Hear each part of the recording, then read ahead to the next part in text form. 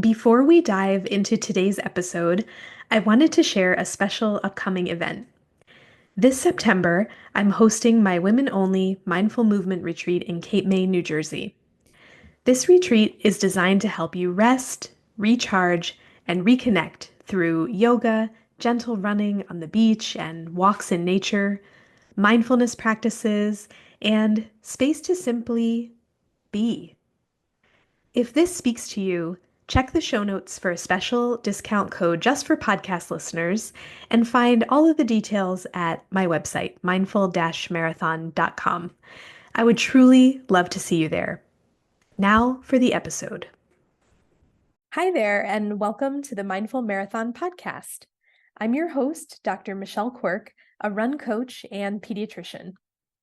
Mindful Marathon is all about helping runners of all types to run their own race.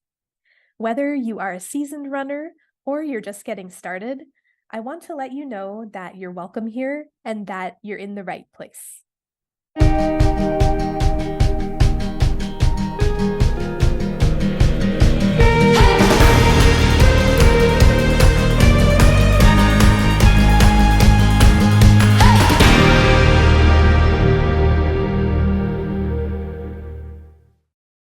Hello, my friend. Welcome back to another episode of the Mindful Marathon podcast. I am your host, Dr. Michelle Quirk, and today we are talking hot tips for running safely this summer and all about how to train smart in the heat. So, for those of you out there who are struggling through the current heat and humidity and all of the sunshine, I completely feel you. So my husband and I are training for a half Ironman that's coming up in a couple of weeks. And the run portion of that is a half marathon. So essentially I've been training for a half marathon. And boy, the heat wave that we had, it was really a struggle out there. And I've been collecting all of my tips and really thinking about what my best tips are to share. And I feel like there's a lot to say about this topic. So we'll see how far we get. And if we have to, we'll split it into a couple of episodes. So in today's episode, we're talking all about how to stay safe while running in the summer heat, my best tips to keep it as enjoyable as possible, and why running in the summer is actually your best friend in terms of leading to a really strong fall race season. So there is a light at the end of the tunnel, but I know that it feels really hard in the moment. So first, let's understand the challenge. Why does running in the heat feel harder? So the body is actually working harder to cool itself. And how does the body cool itself? With sweat. So sweat is actually our friend. And if you'll let me take a little science detour here. So as sweat, which is really made up of mostly water, evaporates from the skin, it cools the body and it keeps our core temperature in a healthy range. So the body can also lower its temperature by sending more blood to the skin where it's cooler, and that lets more heat escape through radiation. So if the body can't get rid of the extra heat, that's when the core temperature rises and we end up having a problem. Now, to do all of this, the heart rate increases, and that makes you feel like you're working hard because the body is working hard to cool you off. And what you may find is that trying to maintain a pace that you previously kept in nice cool temperatures ends up making the run much harder than planned, which can actually be detrimental to our training. You know, I'm all about keeping the easy runs easy, and that becomes quite difficult in the summer heat. So we're going to chat about how to manage this a little bit later on. But for now, I just want to normalize the feeling and say you're not out of shape. You're just adjusting to new conditions. So stick with me here. Running in the summer can be enjoyable with the right strategies. And we're going to go through a bunch now. Now, in terms of strategies, We're going to talk really basic strategies about timing, clothing, hydration. We'll talk about safety and the signs of heat-related illness. And then, because you guys know this is Mindful Marathon, we won't get out of here without talking about a lot of mindset shifts that occur with running in the summer. So let's start with timing and clothing. Our best time to run, right, is early morning or later in the evening. Basically, we're trying to avoid the sun as much as possible. Pick the coolest time you can possibly think of and the shadiest time. Sometimes I kind of play with this where I chase the shade. So I run on the sidewalks and chase the trees and stay in the shade as much as I can. And so, really, as much as you can avoid the sun, do that. Now, in terms of what to wear, stay away from cotton. Light, breathable, moisture wicking fabric is your friend. I like to wear a hat in the summer, preferably something that is light in color that is also made of wicking material. I like to wear sunglasses to protect my eyes, and my favorite brand, I have no affiliation, but I love them. They are called Gooder, and they cost maybe $25 to $30 a pair. They come in fun colors, very durable. Love them, super fun. So grab a pair of sunglasses and then sunscreen, even on cloudy days. Now, let's move on to hydration. This is a really big topic. We could probably have a whole episode all about hydration. But we want to think about hydration before, during, and after the run. And hydration doesn't just mean free water. So hydration also means hydrating with electrolytes, and we'll talk about that too. So during the run, I like to drink water to thirst. And how I carry my water, I love to have a handheld bottle. I have one from the brand is called Nathan. You can grab one on Amazon. Again, it's maybe about $30, lasts a really long time. I've had mine for years. You could also, in order to bring water with you, you could think about getting a hydration vest. You could pick a route that has a lot of water fountains, or where you know that you have a rest stop to be able to fill up your bottle. And another thing I like to do, I stash my bottles along the route.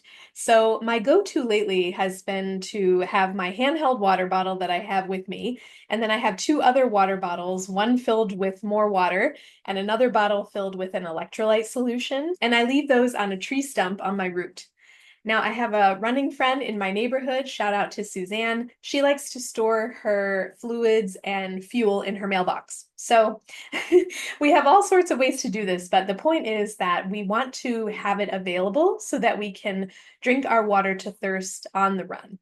So electrolytes matter, especially on our longer runs and if we are salty sweaters. And we're going to talk about sweat again in a minute. What I like to use here, there are a number of products out there. So let's talk just some specific examples, some things that you can try on your next long run. One of the brands I like is called Noon.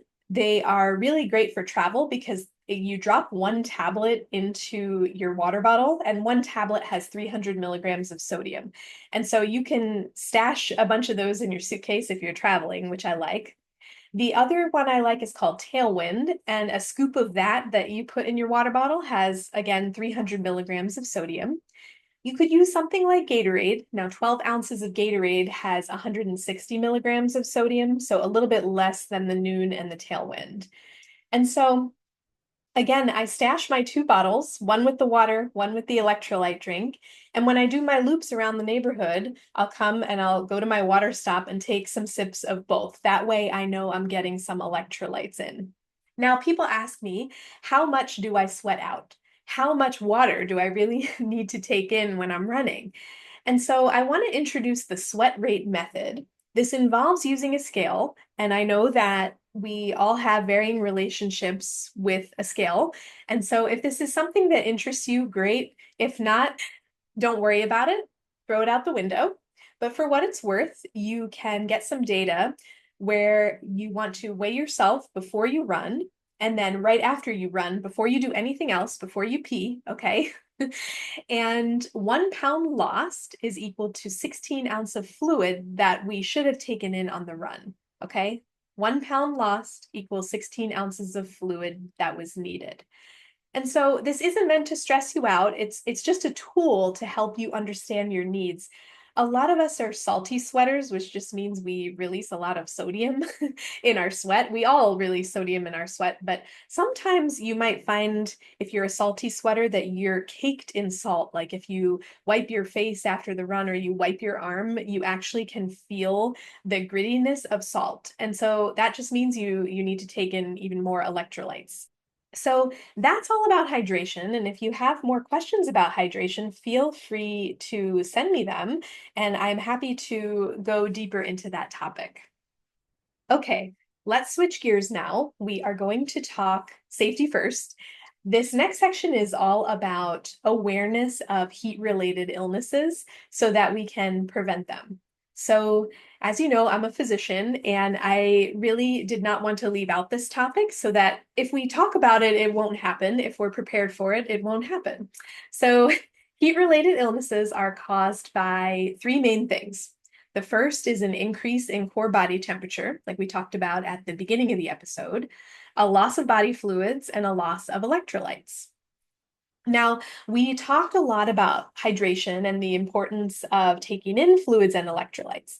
So, if our salts are not replenished appropriately, we might experience things like muscle cramps. And heat cramps are really the first sign of heat-related illness. And if we're getting those, that really means we need to drink more water and more sports drink to replace those lost salts. And we need to rest in a cool environment. Now, in addition to exercising outdoors on a hot day, humidity plays a huge part in this and plays a huge part in heat-related illness.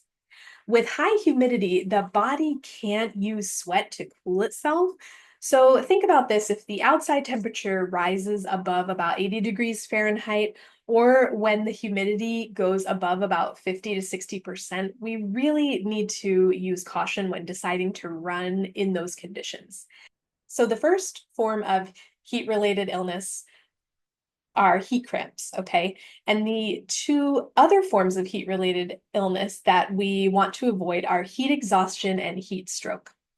Now, I have a lot of very good friends and colleagues in emergency medicine, and believe me when I say they do not want to see you or us runners in their emergency department for this, okay? So we're talking about it so that we can prevent it. So common signs of heat exhaustion are weakness, dizziness, lightheadedness, headache, nausea. You may notice rapid heartbeat and fast breathing. And if you notice any of these things, stop running. So the most important thing is to cool down. So get into a cool environment, take in cool fluids, cool the body down with water or ice.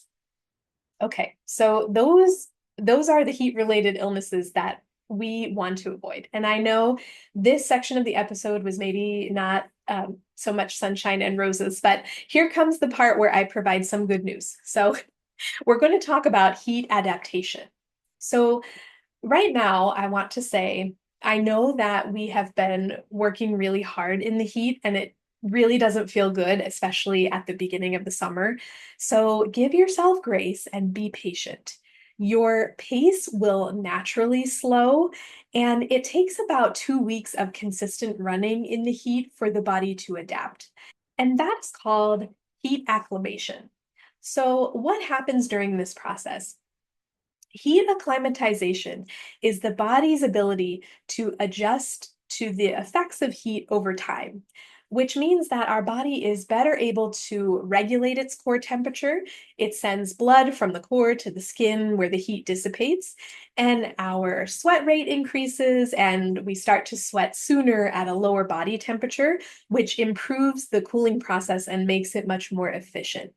So another awesome thing is actually that the content of our sweat changes too. So it ends up containing less salt as we acclimate to the heat. I know we talked a lot about sweat in this episode, but really, how cool is sweat, right? And so what can we do in the moment? In the moment, here are some tips. Focus on level of effort.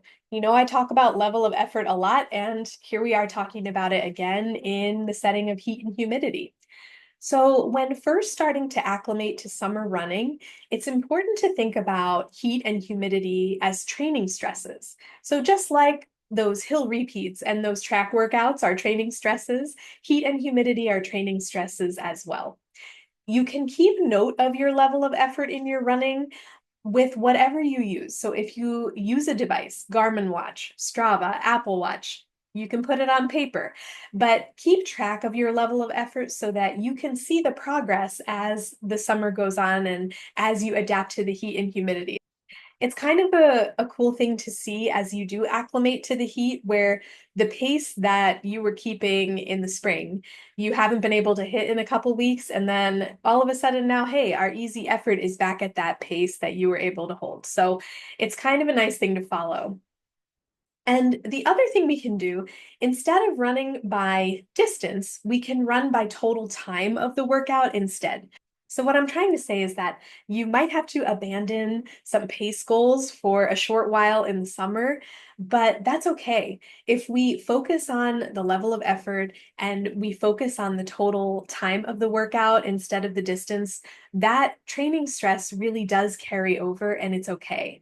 I want us to celebrate consistency and not perfection. So, again, really, really give yourself grace, be patient. You're out there doing the thing, and you're ahead of everybody else who's sitting on their couch. Okay. So, to wrap up this episode, every mile in the summer, every mile in the heat and humidity helps to build mental strength. And at the first sign of fall weather, we get to thank heat acclimatization for how easy and fast our runs feel after running in the summer. So, a quick recap of the top tips. Number one, remember hydration means water and electrolytes. And if you have more questions about hydration, send them my way, please.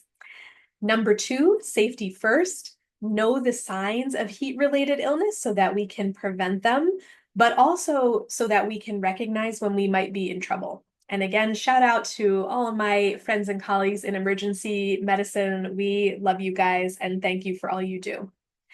Number three, heat acclimation, heat acclimatization takes about 2 weeks. During that time, be patient, focus on level of effort, and run by total time instead of distance. So, I want to leave you with a question. What is one thing you'll try this week on your summer runs? Maybe that is trying some electrolytes, maybe trying a new water bottle and stashing your water somewhere, maybe focusing on level of effort. But please send me a message or email me with your biggest questions about running in the heat. I would love to expand on this and answer them in a future episode. And last but not least, if you enjoyed the episode, I'd be truly grateful if you left a quick review on iTunes. It helps more runners to find the show and join our mindful running community. So for now, hang in there running in the summer heat. I am thinking of you all, and I wish you a wonderful week. See you next time. Thank you for listening today. If you enjoyed the episode, please share it with a friend. And if you have a moment, please rate and review the podcast so that we can reach and encourage others to tie on their sneakers and join us out there on a run. See you next time.